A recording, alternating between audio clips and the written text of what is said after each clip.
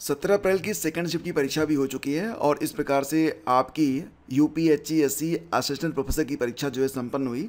अब बीएड वाले थोड़ा वेट करें कि उनकी परीक्षा कब तक होती है।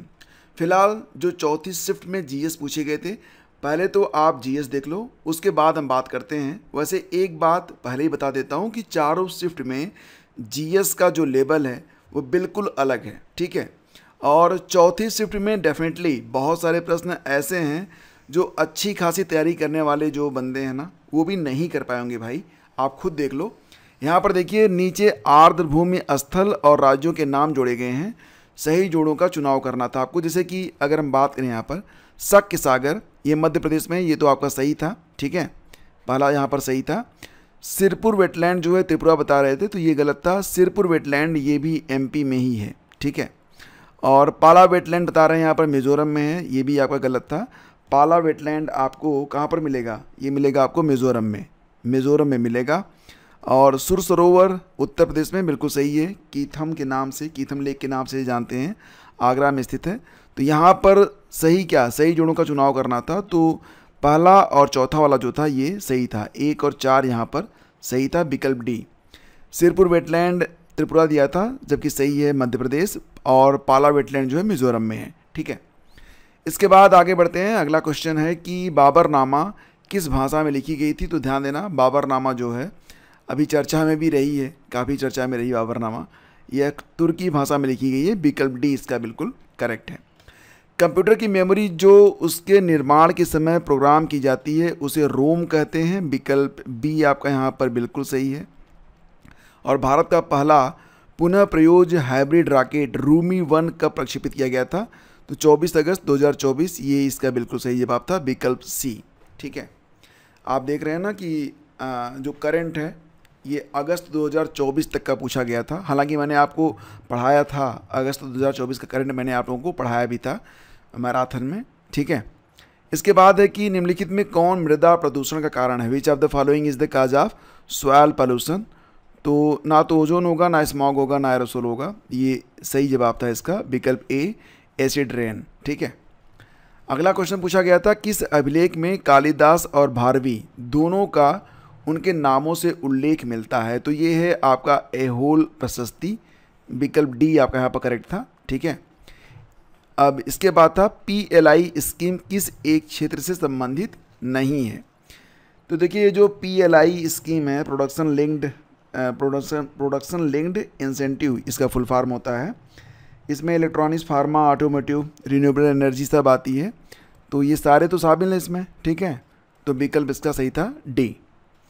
इसके बाद है आपका मुक्त विश्वविद्यालय और उनका स्थान आपको मैच कराना था। सूची 1 को सूची 2 से सुमेलित कीजिए और सूची के नीचे देखिए, अच्छा आपको उत्तर मतलब यहाँ पर मैच कराना था। ग्लोबल मुक्त विश्वविद्यालय कहाँ पर स्थित है? तो देखो ग्लोबल ओपन यूनिवर्सिटी यह दीमापुर में स्थित है, ठीक है। तो ए का जो है ना वो 4 वाला जो विकल्प था वो सही है। इसके बाद नेताजी सुभाष चंद्र बोस विश्वविद्यालय कहाँ पर स्थित है? तो बी का यहाँ पर 2 सही था। सी वर्धमान महावीर मुक्त विश्वविद्यालय, यह 1 सही था। और ऑब्वियस है डी, अब आपको मैच मिल गया होगा, 3 सही था। तो 4, 2, 1, 3 वाला जो विकल्प था ये आपका यहाँ पर सही था। तो विकल्प सी है आपका बिल्कुल सही, 4, 2, 1, 3, ठीक है। इसके बाद आगे बढ़ते हैं। अगला क्वेश्चन था लेखक और पुस्तक मैच कराना था आपको, आसानी से मैच हो जाएगा आपको। देखो the white tiger Arvind Adiga की किताब थी, काफ़ी पुरानी किताब पूछ लिया था भाई साहब, ठीक है, थोड़ा सा मुश्किल तो रहा होगा आप लोगों के लिए। अरुंधति राय की ये किताब बहुत पुरानी किताब है, ठीक है, 10 साल पुरानी किताब है, इसको भी दे दिया था यहाँ पर। किरण देसाई की जो किताब है उसको भी यहाँ पर ले लिया था, ठीक है। ए का जो है 3 सही था और सी का 1 सही है, बी का 2 सही था, ठीक है। द इनहेरिटेंस ऑफ लॉस ये किरण देसाई की किताब है। और बी.एस. नायपाल की किताब कौन सी है? इन ए फ्री स्टेट, ठीक है। तो विकल्प डी इसका यहाँ पर करेक्टली मैच है। इसके बाद चावल उत्पादन में, देखो चावल उत्पादन में चाइना पहले नंबर पर है और भारत दूसरे नंबर पर है, विगत कई वर्षों से, आसान था ये। आणविक ऊर्जा संस्थान in which year atomic energy institute Trombay was established in 1954, 1954 में। कौन सी भारतीय कंपनी 2024 में रुपए 20 लाख करोड़ का बाजार पूंजीकरण हासिल करने वाली भारतीय पहली कंपनी बन गई? तो ये थी रिलायंस इंडस्ट्रीज। तो विकल्प 20 का सही था। ठीक है। फिर अगला क्वेश्चन पूछा गया था, नीचे दो कथन दिए गए हैं जिनमें से एक को अभिकथन और कारण वाला प्रश्न है ये।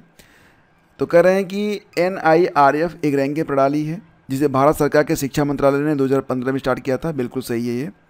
NIRF का उद्देश्य विभिन्न मापदंडों के आधार पर भारत भर में उच्च शिक्षा संस्थानों का निष्पक्ष और पारदर्शी मूल्यांकन प्रदान करना है। सही है।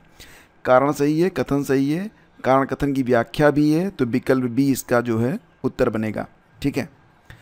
अगला क्वेश्चन था कि निम्नलिखित में कौन भारत में 31 दिसंबर 2024 तक रामसर स्थल है? ठीक है। अब यहाँ पर देखो बहुत आसानी से आप इसको मैच करा सकते हैं। 2022 में 2 फरवरी 2022 को बाखीरा वन्यजीव अभयारण्य ये जो है रामसर स्थल बन गया था। ठीक है। ए वाला तो शामिल रहेगा।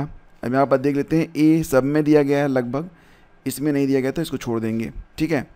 रामगढ़ झील यह रामसर साइट नहीं है। अब हम देख लेंगे कि बी किस में नहीं है। तो देखो बी जो है ना इसमें भी है तो इसको छोड़ देंगे, और इसमें भी इसको छोड़ देंगे। उत्तर मिल गया हमको सी। ए और सी आपका जो है बिल्कुल सही है। तो उत्तर ऑप्शन सी है। ठीक है। अगला क्वेश्चन है कि दक्षिण अफ्रीका के जुलू विद्रोह के समय गांधी जी को अंग्रेजों की सेना में कौन सी पदवी दी गई थी? दक्षिण अफ्रीका में जब जुलू विद्रोह हुआ था उसमें गांधी जी को अंग्रेजों की सेना में पदवी मिली थी। कौन सी? सार्जेंट मेजर की। विकल्प ए आपका यहाँ पर करेक्ट है।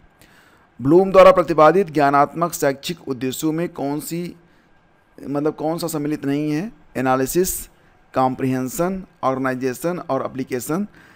तो जैसा कि आप जानते हैं organisation belongs to affective domain.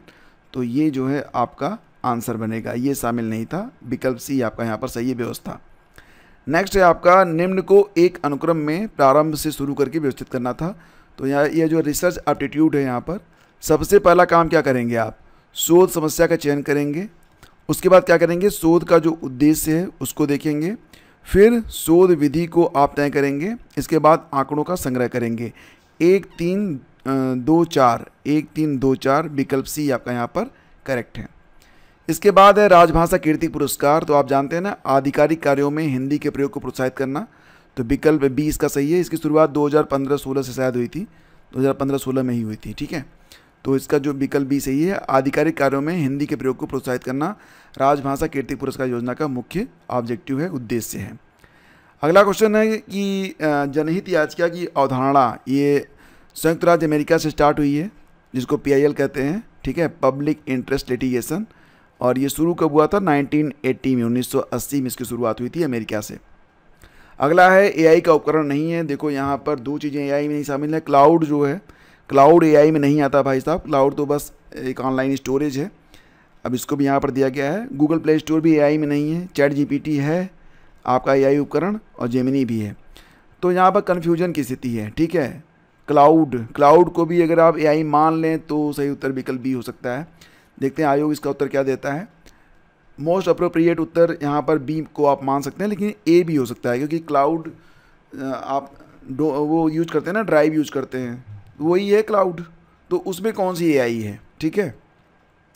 AI तो भाई चैट GPT है, और डीपसीक है, जेमिनी है। ठीक है।